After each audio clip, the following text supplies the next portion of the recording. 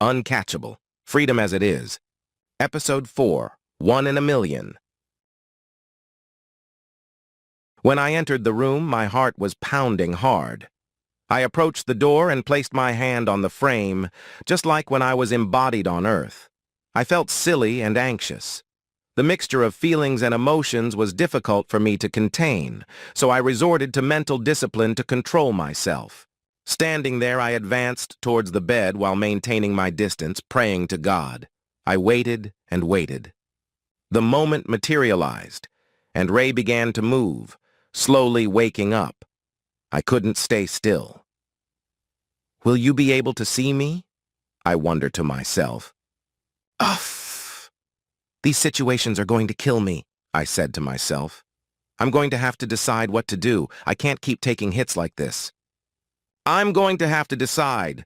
This can't go on. Just as I was deciding what to do next, I froze, like a deer about to be hunted. I moved my limbs slowly, settling into the hospital bed like a cat on the prowl. I was terrified. I looked around with only my eyes and took a deep breath. I closed my eyes and turned over, covering myself with the sheet up to my head and staying still like a child afraid of the dark. "Ray, can you hear me?" said a soft, feminine voice. "Ah!" was my response, like a hysterical woman's scream. "Ray, can you hear me for real?" replied the voice. "That's enough for me. I'm leaving now!" I pulled the sheet off in one motion, jumped out of bed, and began to run down the short hospital corridor, passing nurses and cleaning staff who followed my progress like a tennis match. Then I yelled at them, "Goodbye, people!" And as the reader can predict, I was hit again, this time by the guard who was just doing his job. He only put his arm out to stop me, but the momentum was too much, and I ended up back on the ground. "Ray, this situation is becoming dangerous for your health. Don't you think you could start using other techniques to leave the physical body?" This time the voice of the spiritual intruder, the third party in my cell, came. "But of course it's dangerous. What's going on here? How long am I going to keep going like this? Who are you? Who is that woman? And why are these things happening to me?" I shouted with impatience. "It's time you answered me. I've lost count of how many blows I've taken these past few days," I continued resignedly. "We are the result of our deeds, Ray. Your actions are what have led you to end up on the ground again, this time out of fear and other times out of mischief. God has decided to give you a chance to redeem your criminal past, and I'm not referring to your current existence. You have a great opportunity in your hands. Don't waste it. Calm your impulses, control your temper, learn to listen, observe, meditate, and reflect. In a short time, we will see each other again. But for now, you must recover. Your blows have been hard. Your physical matter needs time to heal," he said in a paternal tone. "Ray, in a few days we will help you leave your body again, but this time without any shocks or bumps. You will be able to clarify some of your doubts, but everything in due time. Rest. As for her, everything will be clarified later. However, keep in mind that you will see her sometimes. It's part of the process, but not just her. Don't worry and have faith and patience." As soon as he finished speaking, I lost consciousness. This time I was already in bed. The situation had unfolded while the guards and nurses were carrying me back to the bed. I decided to follow their advice and try the less painful way. I thought to myself, all I wanted was to take a tour of the prison. I asked myself how difficult it could be for a person to explore a prison in spirit. Sarcastically, I fell asleep. The following days were calmer. Nando remembered little of the events, and whenever we were in the yard, I always sought out someone who had been visited by his mother. I was eager to see her again, but this time I no longer felt afraid, or so I thought. I slowly adapted to seeing shadows until the experience became normal for me. Although I didn't see her every day, many times my fellow prisoners looked at me with suspicion, which began to bother me. I spoke to Nando to ask him to find out why some of them were looking at me strangely. After a while, Nando approached me and said, "Ray, have you noticed that when you walk, you often dodge things that aren't there?" He looked at me expectantly. I looked him straight in the eye and realized he wasn't joking. I couldn't find a way to explain my apparently erratic behavior, so I decided to improvise. "Nando, From all the beatings, sometimes I see things double. Although it wasn't the whole truth, it served to solve the matter. Really? That's good, Ray. Many people began to suspect that you were losing your mind and wrongly labeled you as crazy or delusional, Nando said, almost sighing. At that very moment, behind Nando, our spiritual intruder appeared and winked at me, only to disappear immediately afterward. I was satisfied and content. However, Nando noticed the situation, and while he didn't understand much, he was like a started engine, regulating and scratching his head. I took advantage of a noise to leave the scene and leave Nando with his fleas. In my mind, the image of her kept coming back. I realized I had to approach her soon to start a conversation. I felt enormously conflicted.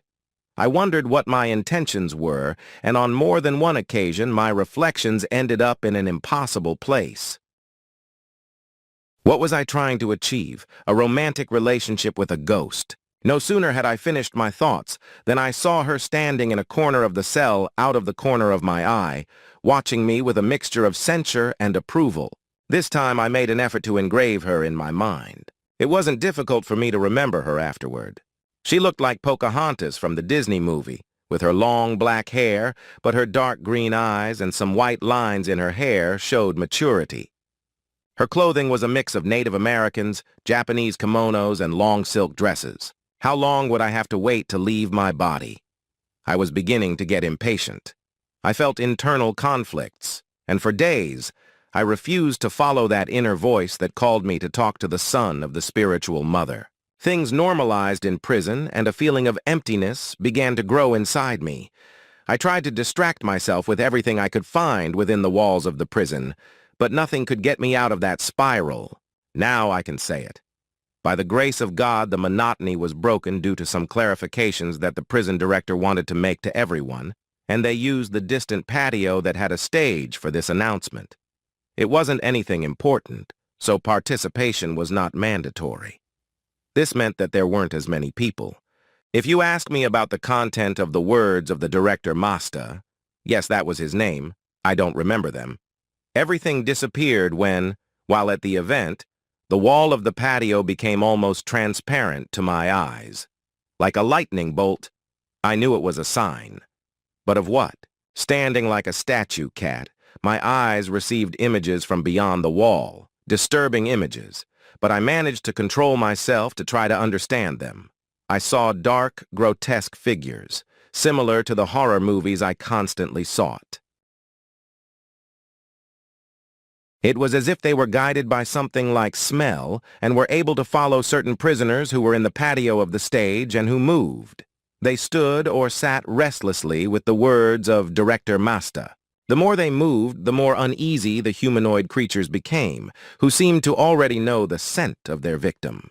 To put it in some way, the contrast continued to keep me in a state of uncertainty, like when a person does not know if they will be saved from imminent danger. It happened that one of the creatures that were on the other side of the wall, which for me was transparent at that moment, was intercepted by the spiritual mother. It wasn't necessary anything else for me to realize that I had been wasting time. This was the sign that convinced me to talk to the prisoner whose spiritual mother I saw from time to time. Like an arrow, I hurried to intercept him while the wall and the other visions dissipated in accordance with my approach. "Hey, my name is Ray. What's your name?" I asked a little impulsively. "Who wants to know?" he replied dryly. At that response, my mood faltered, and I said to myself, this is not going to be an easy task. "Only I want to know," I tried with patience. "Are you an idiot? From whom are you asking?" he replied arrogantly. Something inside me responded automatically, and by the time the words came out of my mouth, it was too late. "Well, Pocahontas wants to know," I replied like an angry father. His eyes widened like pool balls, and his face quickly turned like ice and then became red, and in that moment, I knew it. "Ray, you're about to get punched! Again!" And that's what happened. But it seems that the previous blows prepared me to have more resistance. Although it hurt, it wasn't a big deal. The problem arose when a second, unexpected blow came to me. As I fell, I said to myself, This is going to be more difficult than I thought. I woke up a few minutes later, lying against the wall. When I regained my senses, I saw that the guards were reprimanding the spiritual mother's son. She was sitting next to me, looking at me with sweetness, smiling, and caressing my cheek. "Can you hear me, Ray?" She spoke to me in a low voice. I shook my head negatively and then positively, which caused an unexpected smile in her. I couldn't hear her with my ears, but I read her lips, something that both of us immediately understood. She nodded her head and almost instantly transported herself to her son's side. She spoke a few words to him, and he seemed to calm down enough for the guards to take him back to his cell. Director Masta continued with his message, and I used that time to recover. Before disappearing, the spiritual mother turned her head to look at me and smiled. It was enough emotions for one day. I decided to go to my cell and sleep.